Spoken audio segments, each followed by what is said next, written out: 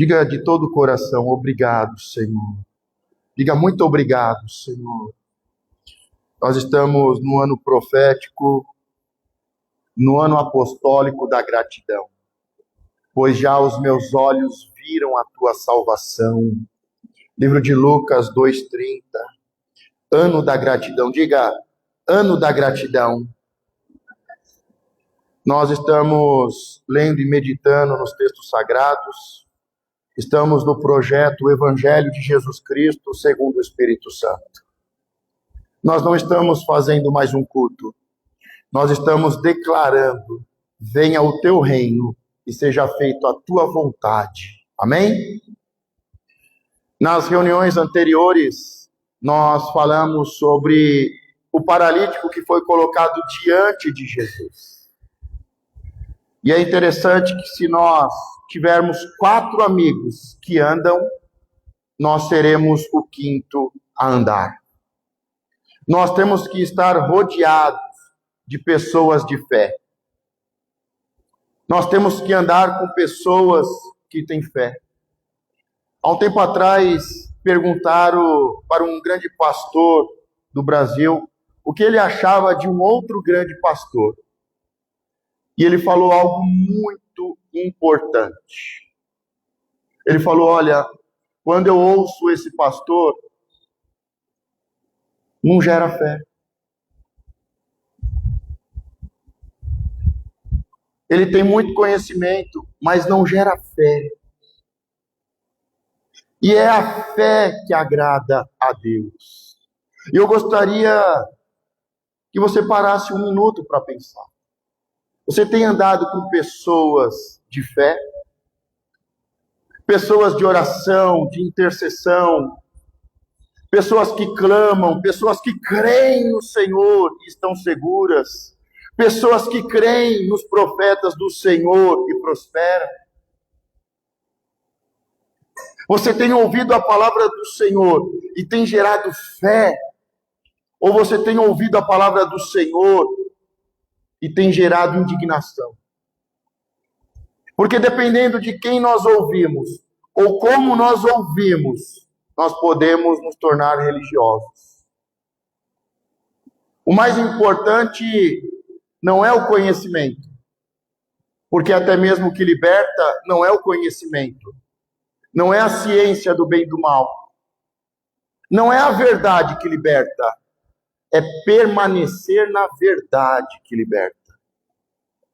Por isso eu volto a te perguntar: quando você ouve a palavra de Deus, gera fé? Ou como um religioso você fica irritado? Você está andando com pessoas de fé?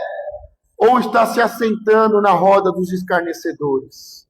Porque não importa o problema que eu tenha ou que você tenha. Não importa o problema, se você andar com pessoas de fé, a sua fé vai crescer. Não importa se você é um paralítico, mas se você tem 4 amigos que andam, você vai ser o próximo. Não importa qual é o nível que você está, mas se você anda com pessoas que estão crescendo e avançando, você vai ser o 5º a avançar e a crescer. Eu passei um vídeo para a Carla, porque ela trabalha na área, e mostrava ali um casal bem simples. Um casal bem simples. E juntando o salário dos dois, dava 3.600. E aí chegou o dia do pagamento, eles fazem um vídeo, cada um chega com o seu salário, os dois juntam o salário. Olha o princípio, unidade. Os dois juntam o salário e aí eles começam a administrar o dinheiro. E aí eles não são cristãos,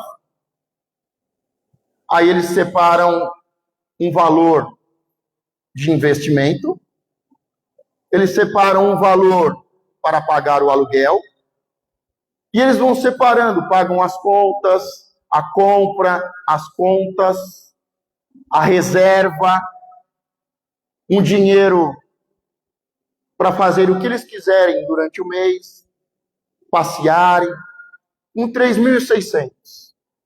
Aí a Carla chegou para mim e falou assim: mas eles são muito simples, eles são pobres. Eles pagam R$ 700 de aluguel. Aonde eles moram? Provavelmente na periferia da periferia, provavelmente num terreno onde há 3, 4 casas. Mas eu falei para ela, o que importa agora não é quanto eles ganham. Eles fazem parte dos 90% da população. Mas olha como uma pessoa extremamente simples e pobre tem uma mentalidade inteligente e abundante. Você vê princípios de um casal, de unidade. Você vê princípios de sonhos, de investimentos, de pagar o aluguel, fazer compra, pagar as contas, ter uma reserva para uma emergência. Ele fala, se acabar o gás, se a minha mulher quiser fazer a unha. Aí R$ 500 para passear durante o mês. Me fala uma coisa, quanto tempo essa pessoa vai continuar na mesma situação? Muito rápido e muito em breve, a vida dela vai ser mudada. Porque o que importa é princípios. E existe um princípio para nós que somos cristãos. E é o princípio de ouro. É o princípio mais importante. É o princípio que resume toda a lei e os profetas. Amar a Deus e amar o seu próximo. Existe um princípio que está acima de todo princípio, e as demais coisas vão sendo acrescentadas, que é buscar a Deus acima de todas as coisas. E estando há um pouco tempo na área, algumas décadas, é fácil ver que a maioria dos cristãos não tem sucesso.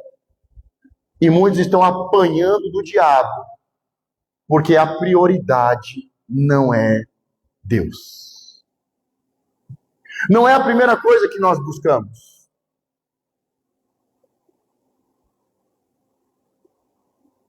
Não é a primeira coisa de quem não está aqui e de nós que estamos aqui. Nós estamos preocupados primeiro com outras coisas. Jesus ainda ensinou seus discípulos: por que tanta ansiedade? Se nós não aprendermos a colocarmos Deus em primeiro lugar, como prioridade, nós não vamos conseguir ter um bom sucesso. Nós teremos resultados religiosos. Nós teremos sempre maná. Quando nós murmurarmos, Deus vai dar muita carne. E princípios que fazem toda a diferença.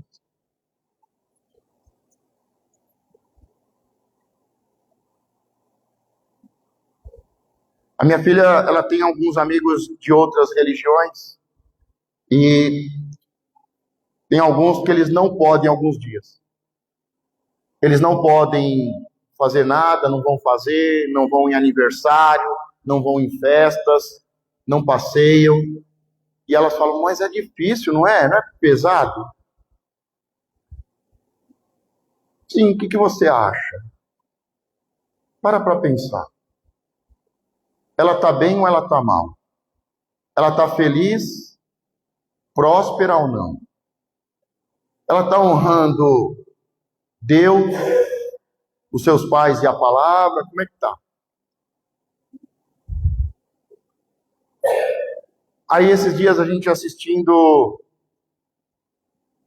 a série de Moisés, e Moisés teve que escolher entre o palácio e o seu povo. E aí, depois disso, ela está tendo que escolher. Eu vou no aniversário ou eu vou na igreja adorar a Deus? Cenas dos próximos capítulos, depois eu conto. Vamos ver se ela vai hoje à noite. Mas todo mundo tem a hora da escolha e da decisão. Essas colegas dela sabem, olha, tal dia, de tal hora, nem me chama, porque eu não vou. Porque eu tomei uma decisão, porque eu tenho um compromisso, porque eu creio em Deus e na sua palavra, no seu mandamento.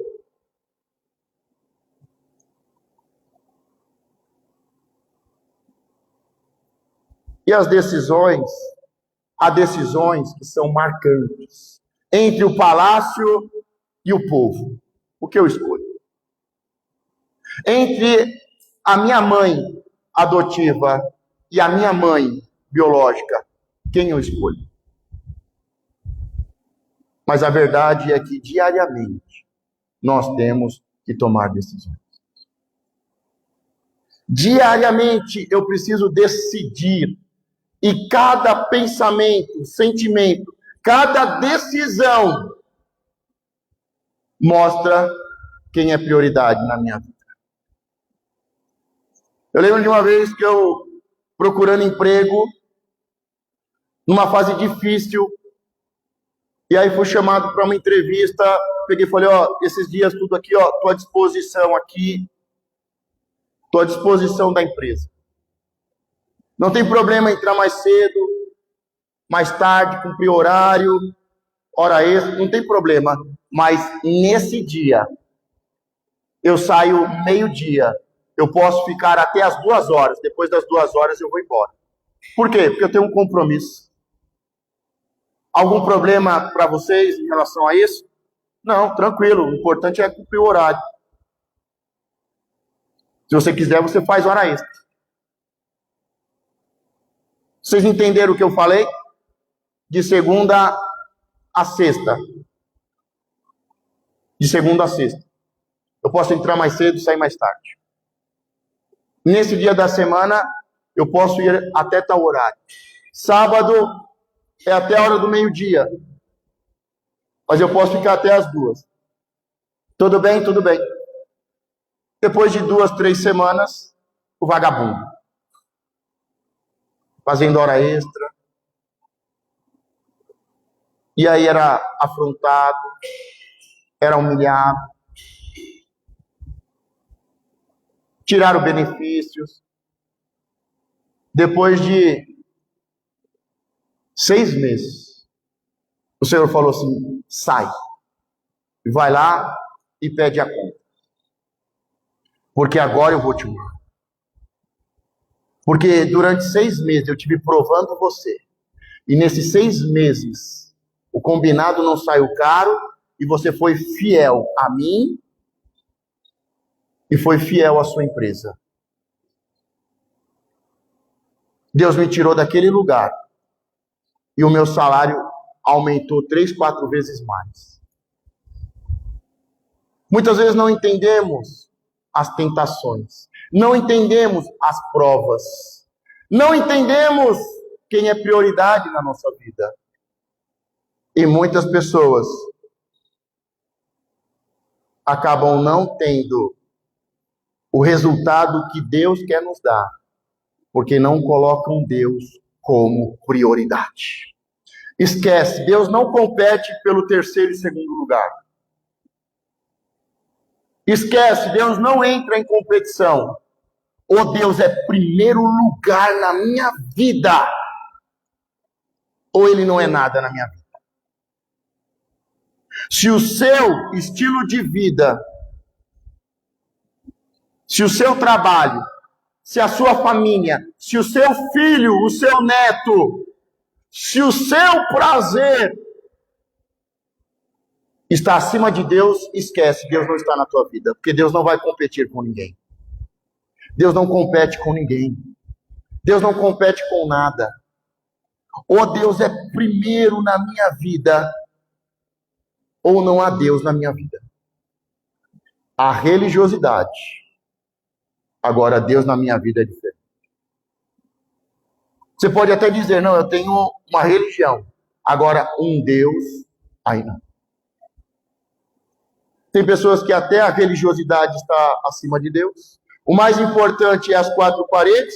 O mais importante é o título. É a cadeira. Deus não compete com a religiosidade, Deus não compete com nada. Ou Deus é primeiro na minha vida, ou não há Deus na minha vida. Pode até ter um anjo, mas Deus não. Por isso é importante a gente parar para analisar isso. Se hoje chegarem para você e falarem, a partir de agora, ou você trabalha no domingo de manhã, ou você é mandado embora. Qual é a sua decisão? Primeiro que por lei, tem que se respeitar a religião. Tanto é que, dependendo da religião, a pessoa não faz aula e não trabalha na sexta à noite e nem no sábado. E por lei é garantido.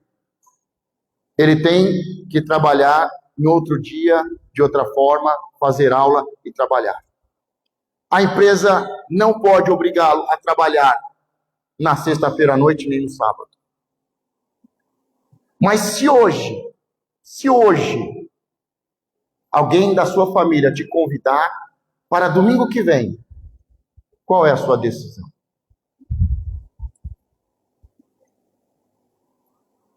Se o seu patrão disser, domingo que vem, 8 horas. Se o seu marido disser, ou a sua esposa, que já peguei vários casos assim, a partir de agora você não vai mais na igreja. Já vi mulheres falarem para o marido, a partir de hoje você não vai mais na igreja. Qual seria a sua decisão? Porque muito em breve nós teremos que tomar uma decisão marcante na nossa vida. Ou ele é o nosso Deus, ou ele é o primeiro, ou nós vamos nos prostrar para a imagem e para o anticristo. Daniel tinha que tomar uma decisão diária. Eu vou orar ou não? E diariamente ele tomou uma decisão. Mais importante do que ser governador é ter intimidade com Deus. Eu não abro mão antes de ir trabalhar. Eu não abro mão do meu horário de almoço. Eu não abro mão, quando eu saio do trabalho, de dobrar os meus joelhos e orar. Agora tem uns que começam a ter títulos, cargos, governadores. Chega o momento da decisão. Daniel não precisou tomar essa decisão importante diante de todos, porque ele já tinha tomado em secreto. Deus é de verdade o primeiro, o único em nossa vida. Porque se o carro não funcionar, eu não vou para a igreja não.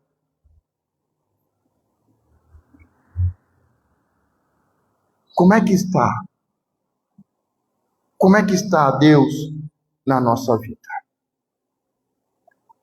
Porque não podemos depois dizer, nada acontece na minha vida. A única coisa que acontece, pastor, é maná e carne. São milagres que, na verdade, me prejudicam. São milagres que, quando eu como, eu passo mal.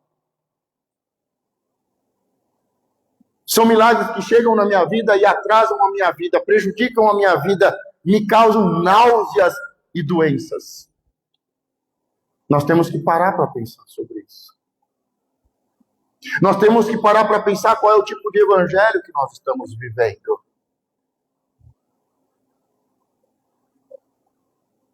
Porque nós podemos, como muitos fazem, ficar levando marmita e cesta básica para os filhos pródigos que estão longe. Ou nós podemos, com um coração de pai, de igreja, orar e interceder para que o filho pródigo volte. Só que tem muito irmãozinho levando marmita e cesta básica para o filho pródigo que está lá no chiqueiro. Tem muita ação social na igreja que é demoníaca. Tanto é que muitas igrejas foram compradas, se renderam e já beijaram a mão do anticristo e recebem muito dinheiro em investimento para ir levar marmita e cesta básica para o filho pródigo. Nós temos que pensar que tipo de igreja nós vamos viver nesses tempos. Que tipo de decisão nós vamos tomar? Não contaminar o nosso coração? Que tipo de decisão e de religião nós vamos viver? Deus realmente é prioridade na nossa vida? Nós acabamos de ver esses dias atrás sobre os 4 amigos que levaram o paralítico e o colocaram diante de Jesus. Jesus não olhou a situação do paralítico. Jesus olhou o coração e viu fé. Deus está vendo fé ou dúvida? Deus está ouvindo desculpas, justificativas e murmurações? Ou Deus está vendo ação? A primeira coisa que Jesus faz é perdoar aquele paralítico. Ninguém que está parado é à toa. Ninguém que está paralisado está parado, paralisado à toa. Não há maldição sem causa. Tudo que acontece na nossa vida tem um porquê. Tem um porquê. Jesus perdoa os pecados dele.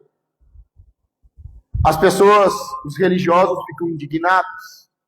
E Jesus, sabendo muito bem o que estava no coração, e não era fé, era murmuração.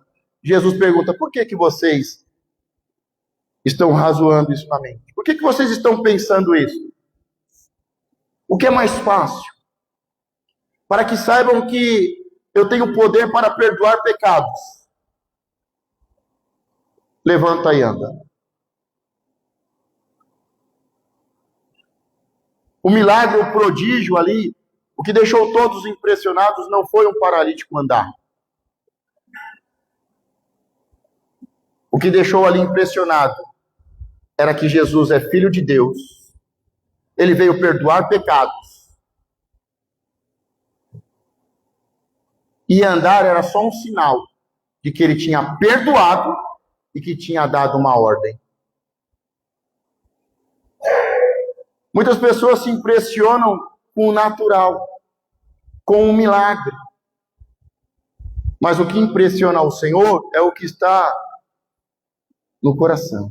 O que impressiona o Senhor é o que está no coração, é o que acontece no interior, é a transformação pessoal, é perdoar pecados, é liberar perdão. O que transforma vidas não é milagres, é ser perdoado, é ser transformado. É entender que Jesus Cristo tem poder para perdoar pecados e transformar vidas. Andar ali é só um sinal. A nossa vida avançar é só um sinal de que Deus está nos recebendo, que o buscamos e o achamos, que fomos perdoados porque fizemos uma oração e nos humilhamos. A nossa vida andar é só um sinal de que Deus está dando ordem, que Deus está dando direção. Em seguida, após esse milagre, nós vamos ver Jesus, vimos quinta-feira Jesus começando a chamar os discípulos. E Jesus, ele chama de forma pessoal e pelo nome 7 pessoas. E ele muda o nome de 2. Então são 7 pessoas e 9 nomes. E quando a gente pega o significado desses nomes, dá um resumo, dá um passo a passo do que é ser chamado por Jesus e andar com Deus. O primeiro a ser chamado foi André. André significa varonil corajoso, diga corajoso. Tudo começa com a coragem de dar o primeiro passo e seguir o desconhecido. Sair da estrutura religiosa e seguir o desconhecido. Vai, e eu vou te mostrar o caminho. Coragem para tomar uma decisão. Desfazer as amarras da religiosidade. E ao invés de ter algo certo, programado, religioso, se entregar, coragem para se entregar ao desconhecido. Não sabemos o dia de amanhã. A religiosidade vai querer te dar uma segurança. A religiosidade da segurança, mas nós confiamos no Senhor.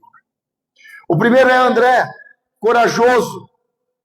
Coragem para dar o primeiro passo e seguir o desconhecido. O segundo é João, Deus é gracioso.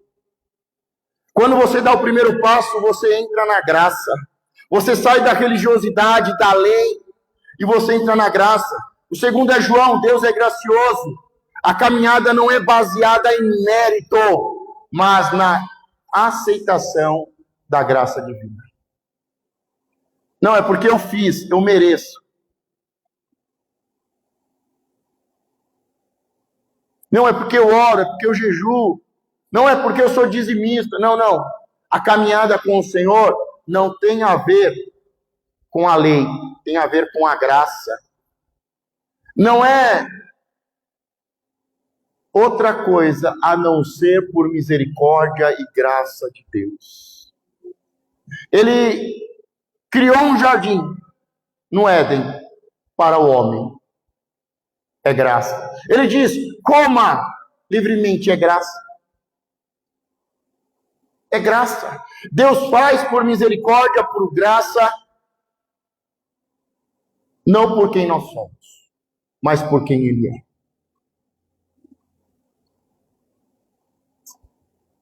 Às vezes a gente chega num determinado nível que não tem mais volta. A gente é levado pelas águas. Você não tem ideia, irmã? Quantas vezes eu falo, não, eu não vou mais fazer isso. Nunca mais eu vou fazer isso. Eu não vou mais fazer isso, ajudar isso, falar aquilo, eu não vou mais. Só que aí, daqui a pouco eu me pego fazendo, ajudando, abençoando, fazendo. Por quê? Porque é graça, não é mais lei. Eu me tornei isso. Andando com Deus, eu me tornei isso. Deus é bom, Deus é gracioso. Ele dá pão para o faminto, não é para o crente. Ele dá pão, não é para quem vem à igreja. Ele dá pão para quem tem fome. Basta ter fome, ele dá pão. Agora, semente ele dá para o semeador. O terceiro é Simão. Simão Pedro. Simão, aquele que ouve. A fé vem pelo ouvir e ouvir a palavra de Deus. Aquele que é Simão, que ouve a palavra de Deus, vai deixar de ser insensível, religioso, leproso, vai deixar de ser uma pessoa levada pelo vento e se torna firme. Só há transformação de nome, de identidade, de propósito, de vida, por ouvir. Por ouvir. Os cientistas pesquisando chegaram à conclusão, uma pessoa que ouve a palavra de Deus 3 vezes na semana, praticamente não tem mudança nenhuma. Os cientistas pesquisando chegaram à conclusão que as mudanças acontecem a partir de 4.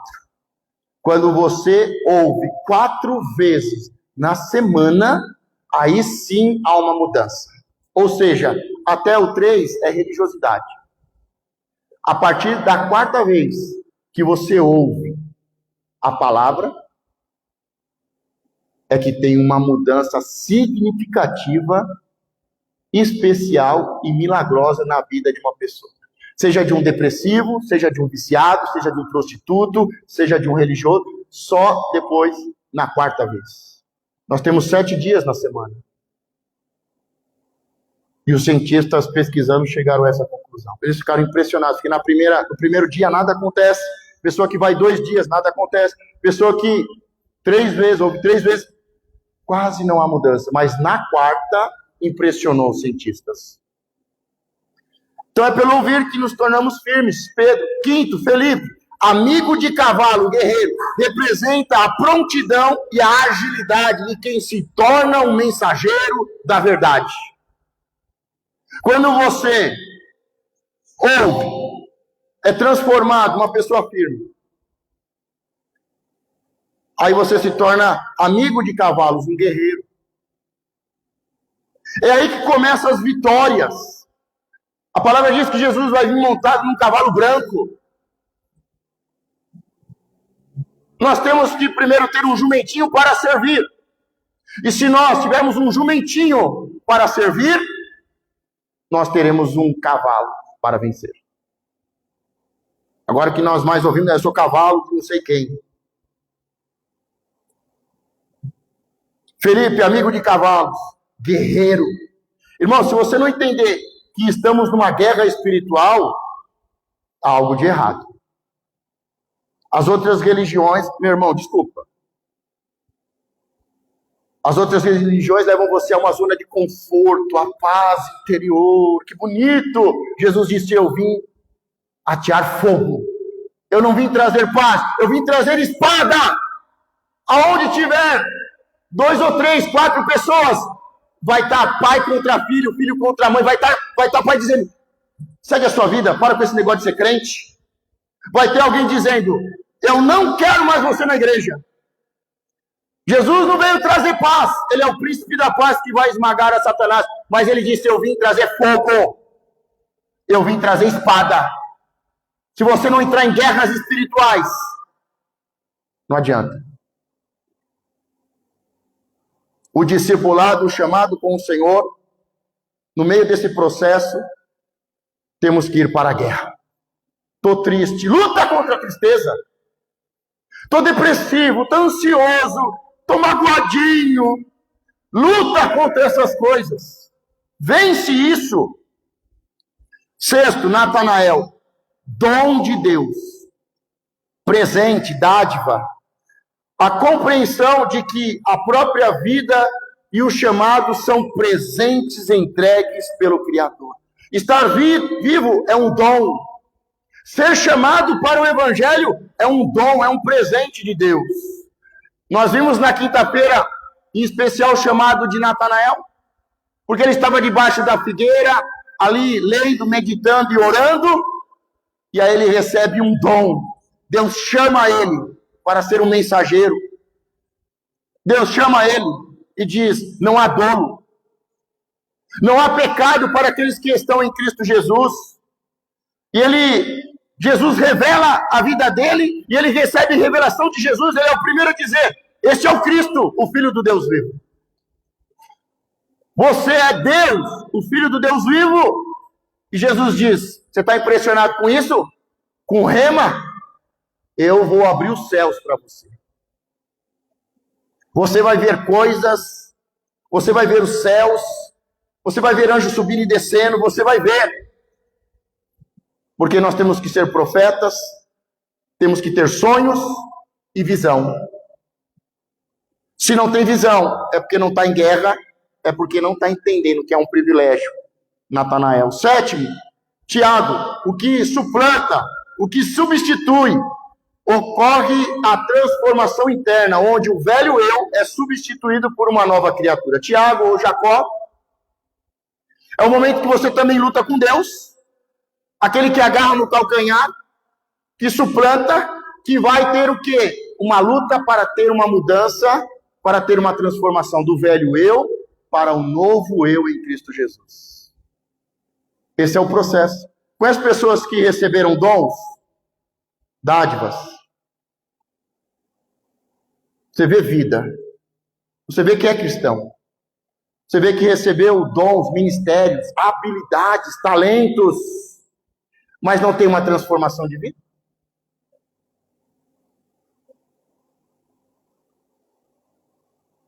Porque tem pessoas que ainda não chegaram nesse nível, continuam com o mesmo caráter.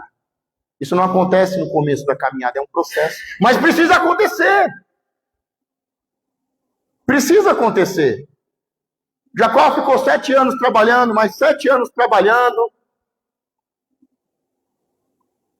Jacó, depois de 20 anos, ele vai ter um encontro com o Senhor e vai ter uma mudança.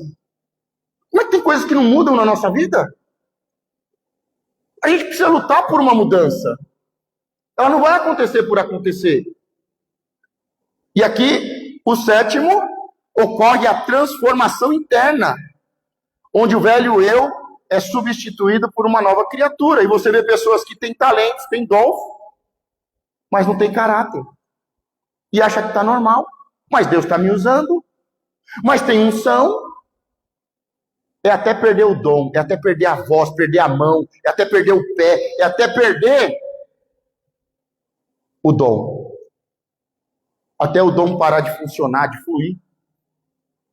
Oitavo, Levi. Levi e Mateus é o mesmo.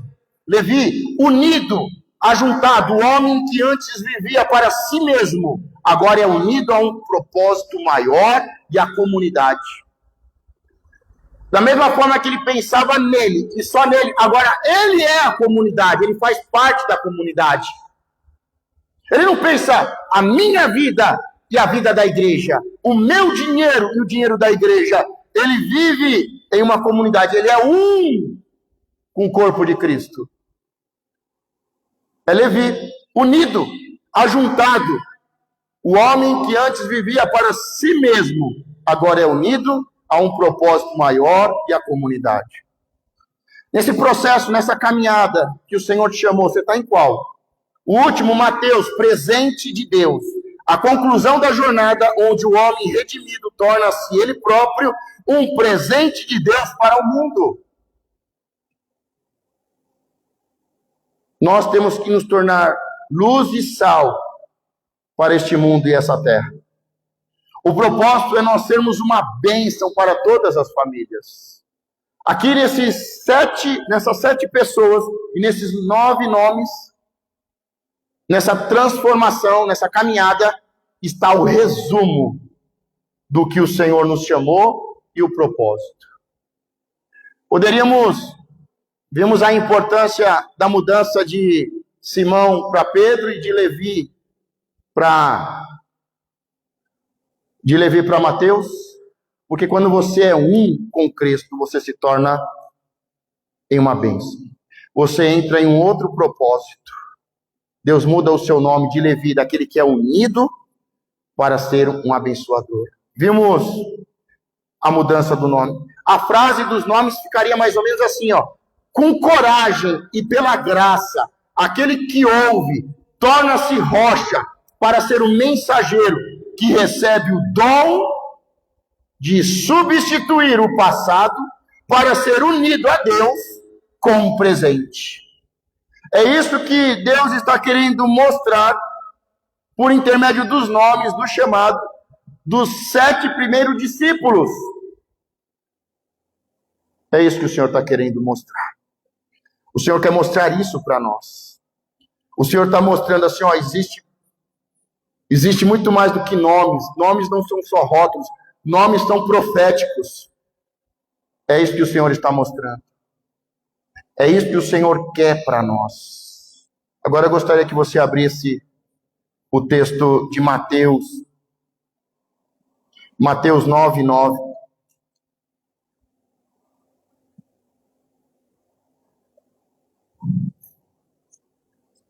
Mateus é o último. Levi e Mateus são os mesmos. É uma pessoa, mas há uma mudança de nome. E nós vamos agora ler o texto do último. Na quinta nós lemos sobre Natanael. Hoje nós vamos ler sobre Mateus 9:9. E Jesus, passando adiante dali, viu assentado na recebedoria um homem chamado Mateus e disse-lhe: segue-me. Observa que começa com André seguindo Jesus de forma espontânea. André é o primeiro, mas André não foi chamado. Quando João Batista diz: eis o Cordeiro que tira o pecado do mundo, André conversa com João Batista e pergunta: posso segui-lo? E João diz sim. E ele de forma espontânea começa a seguir Jesus. Não existe uma regra, uma lei. Existe uma decisão. Ele estava dentro de um sistema profético. E agora ele entra dentro de um processo apostólico. E ele começa a seguir Jesus. Jesus, quando repara, diz: o que você quer? Ele diz: eu quero te seguir. Posso te seguir? eu quero ir até a tua casa. E foram André e João com Jesus até a casa de Jesus. E passaram um dia conversando. Não basta conhecer, tem que ter intimidade. Não basta conhecer e ter intimidade, tem que ter transformação. Jesus, passando adiante dali, viu assentado na recebedoria um homem chamado Mateus e disse-lhe: segue-me. Depois de ter perdoado um paralítico e dito: levanta e anda, Jesus, ele sai dali e ele passa ali na alfândega e ele vê Levi, que conhecemos como Mateus, e disse: segue-me. Ele não disse: faça um culto. Ele não disse: venha no próximo culto. Ele disse: segue-me. E ele, levantando-se, o seguiu. E aconteceu que, estando ele em casa, sentado à mesa, chegaram muitos publicanos e pecadores, e sentaram-se juntamente com Jesus e seus discípulos. E os fariseus, vendo isso, disseram aos seus discípulos: por que come com o vosso mestre com os publicanos e pecadores? Jesus, porém, ouvindo, disse-lhe: não necessitam de médicos sãos, mas sim os doentes. Ide, porém, e aprendei. Vocês que acham que sabem tudo, aprendei o que significa misericórdia. Quero e não sacrifício. Porque eu não vim a chamar os justos, mas os pecadores ao arrependimento. Abra em Lucas 5, 27. Vamos ler o mesmo texto no Evangelho de Lucas. Está falando de médico, está falando de cura. Vamos ver o relato de um médico. Vamos ver o relato de um estrangeiro, de um médico. Lucas 5, 27. E depois disto, ou seja, do paralítico, saiu e viu um publicano, chamado Levi, assentado na recebedoria. E disse: segue-me. E ele, deixando tudo, levantou-se e o seguiu. Deixou tudo e o seguiu. Como um dia Abraão fez, como um dia Ruth fez, agora eles estão fazendo. 28, ele, deixando tudo, levantou-se e o seguiu. E fez Levi um banquete, um grande banquete em sua casa. E havia ali uma grande multidão de publicanos e outros que estavam com ele à mesa. André é o primeiro, começa a seguir Jesus. Jesus para e pergunta: o que você quer? Quero te seguir. Foram até a casa de Jesus.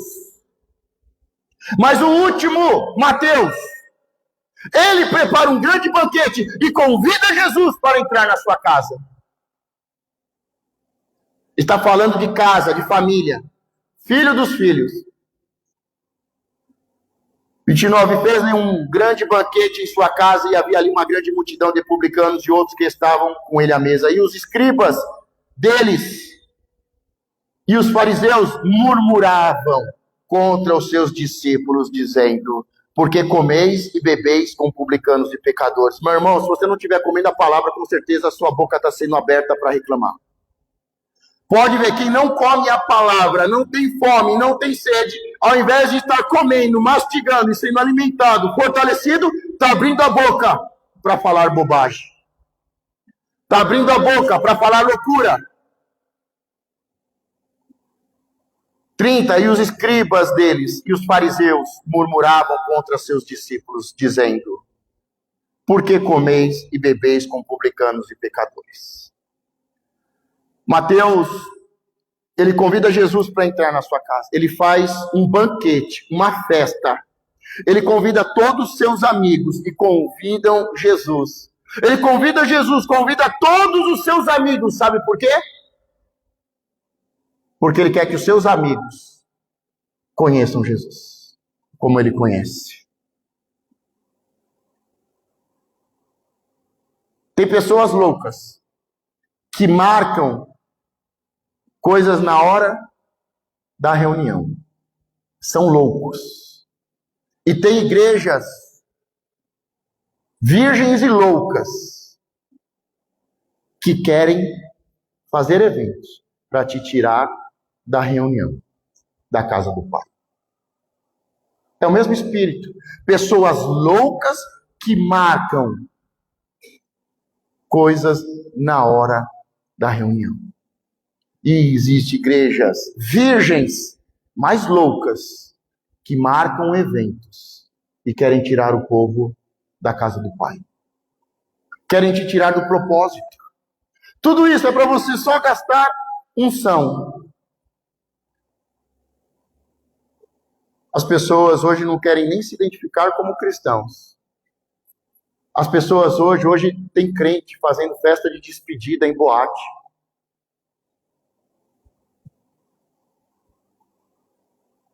Agora, Mateus, que chegou no processo final do discipulado, ele está dizendo: a minha casa está aberta para Jesus. Eu abri a minha casa, eu fiz um banquete para Jesus. E eu convidei os meus amigos, porque eu quero que eles conheçam o Jesus Cristo que eu conheço.